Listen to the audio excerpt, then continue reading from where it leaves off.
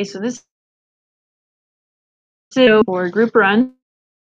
Group 1, Alyssa, Sean, Jeanette, and Kayla.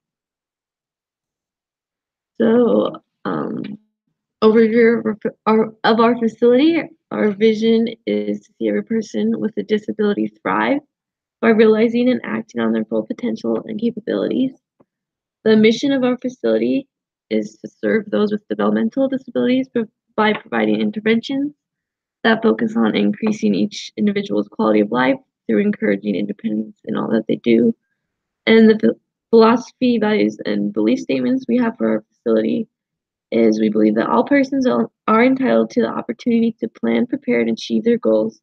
In doing this, individuals will feel an increased sense of self, which will enable them to experience a higher quality of life. Some of the goals we have for our facility are all professionals within the company will be professionally accountable. Funds will be monitored to ensure that all funds are being properly distributed and are for the sole purpose of benefiting the client. Interventions will help clients develop a belief in their abilities to achieve goals. And practitioners and management will submit to an internal audit once a month to the owner of the company. And then, those were objectives. Sorry. Some few other objectives are all practitioners will submit their paperwork for review once a week at the end of each week, and once a week each department head and the management team will meet as a financial committee to discuss the distribution of funds and spending within the organization. Yes. Okay. So this is our overview of our agency and departments. And we're just going to go over some of the roles for the CEO, department managers, and then the CTRS. So management is in charge of disciplinary action as well as marketing.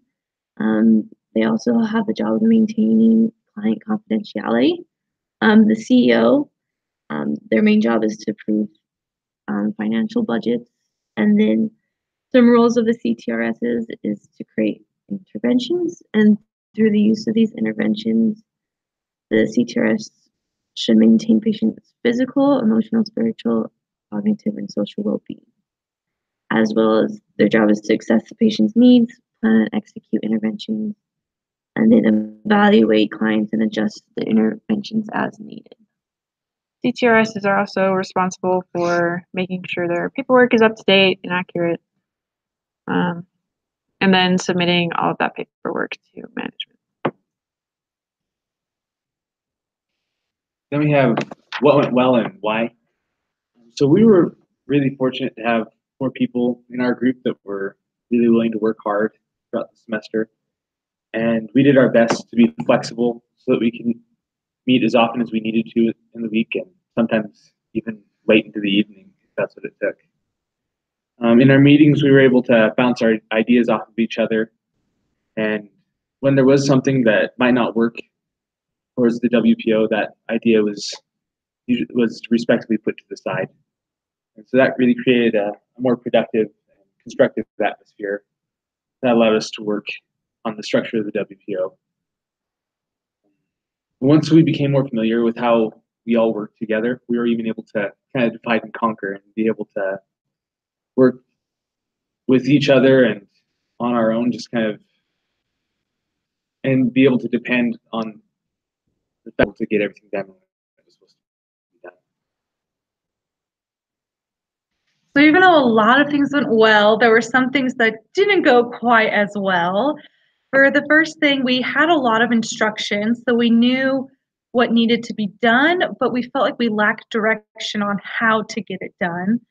So a lot of the times we were just not giving it our best shot and hoping we were doing it right, because we did have some very good examples from past students that kind of gave us some direction, but there still wasn't many explanations to go with those examples. So we were kind of putting together our ideas from what we saw in the examples, and it just would have gone better if we felt more confident in what we were doing. We also felt that the critiques weren't very helpful from other students.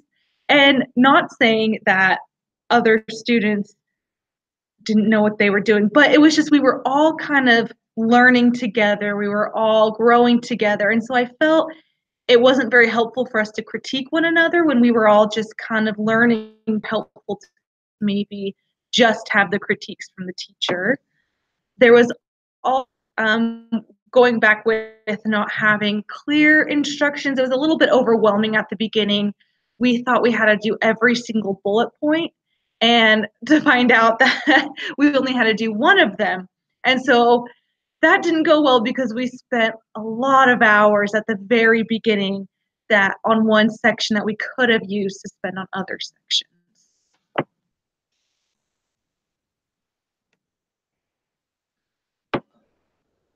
Oh, okay. So what is the most important thing we learned from this experience? For me, the most important thing was that for a project to go well, it helps to have a lot of people to get the project done. And then it will help us in the future to know what will be expected of us in our jobs. Something I learned and took away from this experience was just how much work goes into creating an organization. I had no idea about all the little details and everything you need to really have in place in order for an organization to work. And so I'm grateful that I have a better idea of how an organization is put together and what needs to be involved.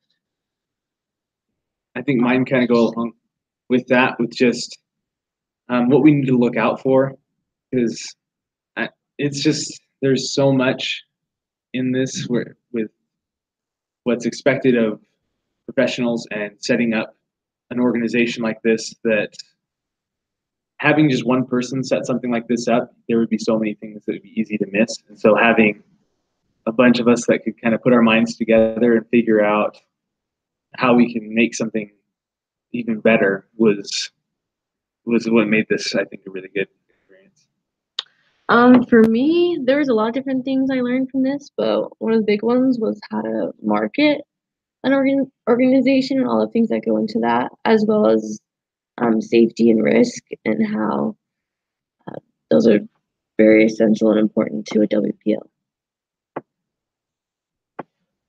In our WPO, how do we explain these policies and values of having these things in a recreational therapy program? Having this structure as a part of our rec therapy program, I think, just really allows us to be really consistent and really have a plan in place for the people that we are serving. It really allows for the professionals, the therapists, to really follow steps so that little parts of the organization aren't forgotten, and that if there is some sort of emergency, that we know exactly what to do. Everybody's on the same page, so then the company is protected legally and professionally, that the community and the inside the organization know that they can depend on those that are working there. And then the advice that we would give to future students would be, don't procrastinate. It's a lot of work. And if you procrastinate to the end of the week, it's going to be really, really hard. Share the workload. We really did that, and we tried to do that. We feel like we did a really good job. And then encouraging each other, as well as like sharing the workload. We also realized that as we did this project, that we each had really good ideas, and it's not just one person. And if we didn't agree with those ideas, it's really important to be respectful, because just because that idea may not have been good, they might have another good idea down the road. And then be flexible. Bring all your books. We ran into that problem before, where one of us only brought books. So, and then get the structure before you do it was also really helpful. To deciding what grade we deserved. We all felt we deserved A's individually, and then we felt every single group member in our group deserved an A, because this really was a big project. We put together, and we kept each other accountable, didn't skip anything, and we really did give a lot of time and effort to this. Thanks for watching.